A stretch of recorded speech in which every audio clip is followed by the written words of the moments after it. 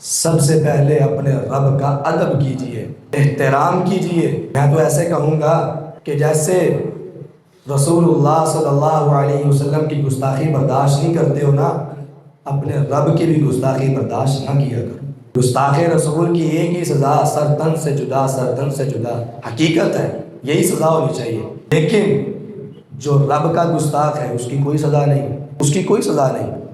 کیا قانون ہے آپ کے پاکستان میں؟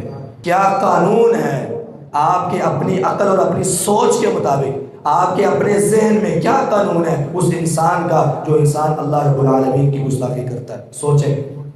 آپ روزانہ آئے دن قوالیاں سنتے ہیں، اس میں قوال رب العالمین کے بارے میں بکواس کرتا ہے اور ہم اس کو دنیا کائنات کا استاد مانتے ہیں۔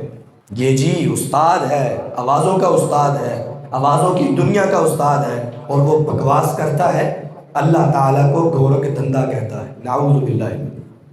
سارے مسلمان سن رہے ہیں کانوں کے چسکے کے ساتھ، لیکن سمجھ نہیں آ رہی کہ ہم اپنے رب کی گستاخی کر رہے ہیں، بے ادبی کر رہے ہیں۔ اللہ تعالیٰ کی گستاخی کسی کھاتے میں نہیں لاتے ہم۔